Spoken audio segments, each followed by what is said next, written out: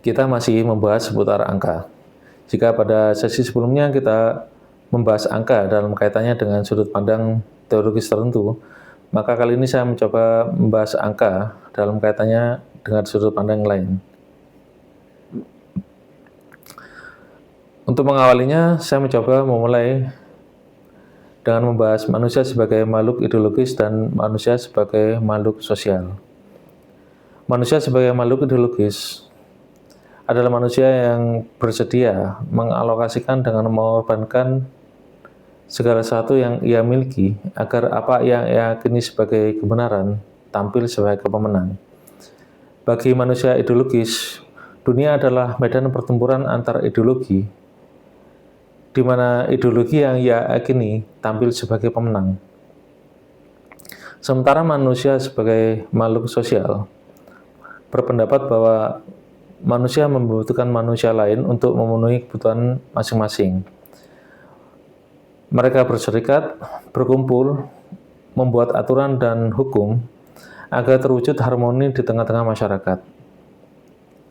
Kedua konsepsi ini tampaknya berseberangan, tapi pada dasarnya keduanya saling melengkapi, karena ideologi tanpa massa tidak memiliki arti, dan sekelompok manusia yang tidak memiliki nilai atau ideologi akan berujung pada kehancuran.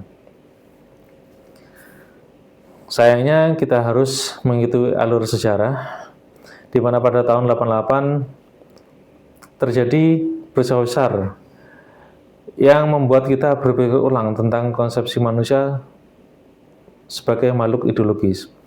Peristiwa tersebut adalah keruntuhan tembok Berlin yang diawali oleh gaung yang begitu luar biasa akan kata-kata seperti glasnost dan perestroika di pemerintahan Gorbachev.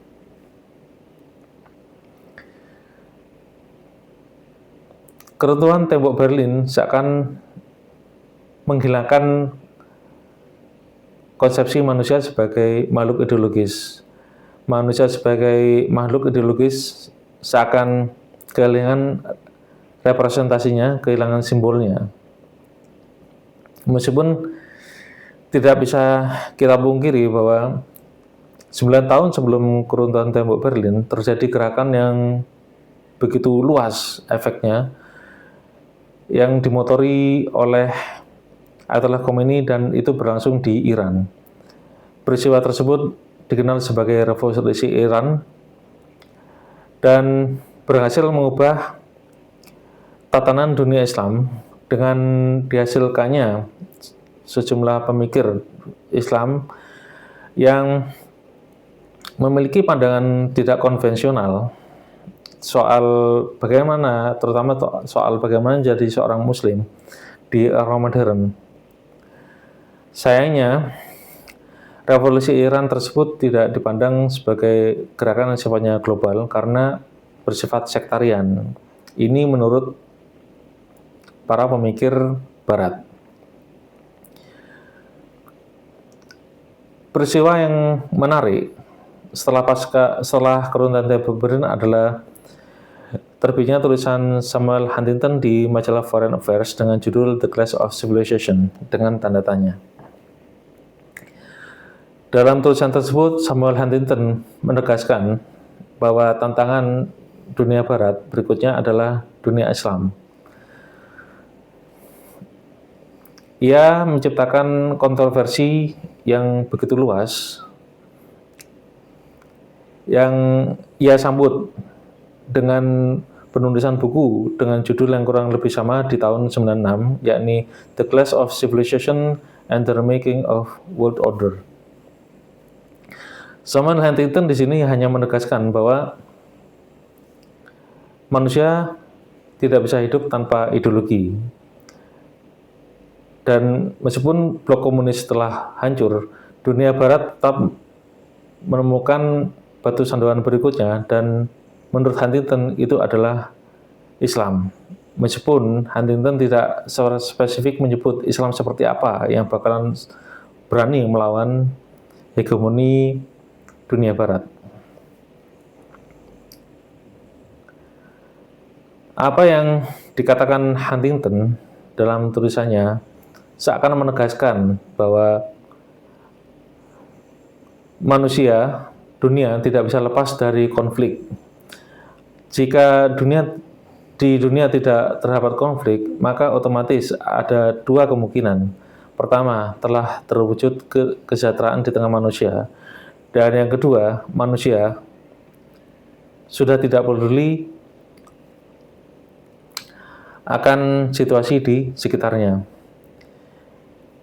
Ketiadaan konflik menunjukkan bahwa tiada lagi manusia yang pemimpin yang tiran, manusia yang jahat, sudah tidak ada lagi. Namun, kenyataan berkata lain. Konflik hingga detik ini masih ada, dan itu ditandai oleh banyak hal, mulai dari peperangan hingga konflik bersenjata yang sifatnya lokal. Apa yang dikatakan oleh Huntington juga membenarkan kata-kata Victor Hugo, seorang penulis asal Perancis. Victor Hugo berpendapat bahwa manusia tidak bisa lepas dari aktivitas berpikir. A man is never idle because he is absorbed in thoughts. There is visible labor and invisible labor. Manusia akan selamanya tidak bisa lepas dari berpikir. Jika seorang manusia beranggapan bahwa ia tidak sempat memformulasikan pemikirannya, maka otomatis pada saat yang sama ia sebenarnya tengah menjadi korban pemikiran orang lain atau memikirkan pemikiran orang lain.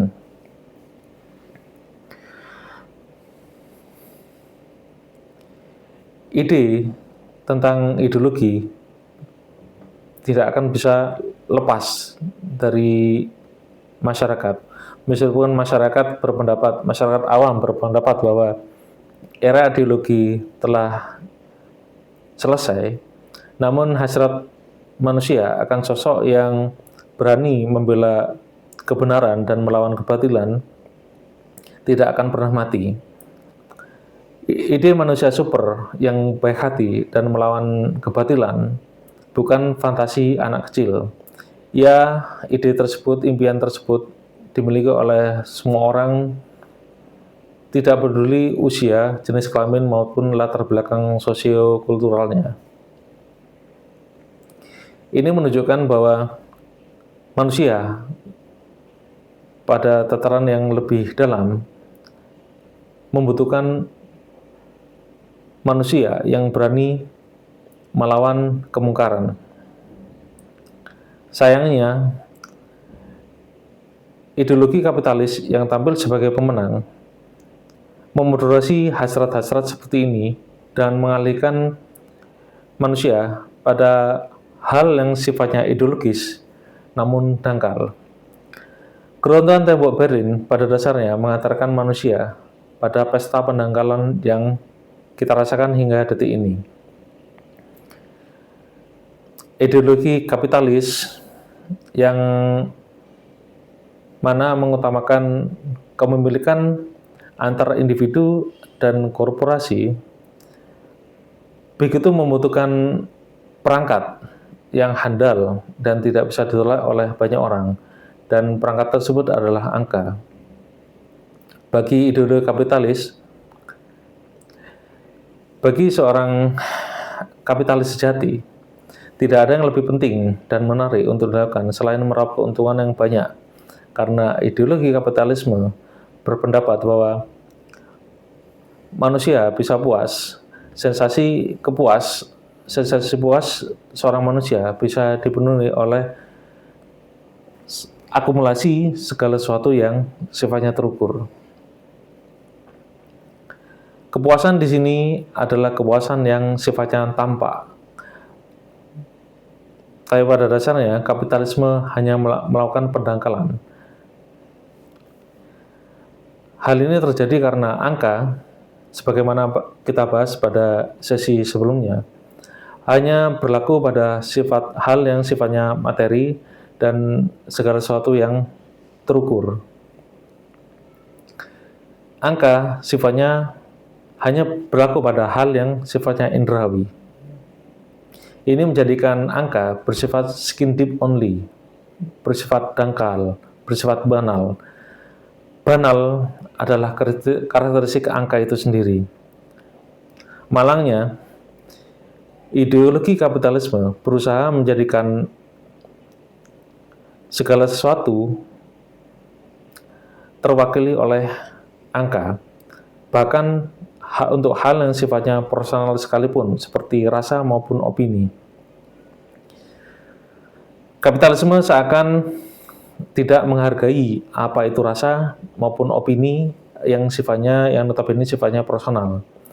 Andai kata ada opini atau rasa, maka ideologi kapitalisme menghantarkan hal tersebut pada suatu hal yang sifatnya kolektif dengan menggunakan angka sebagai senjata.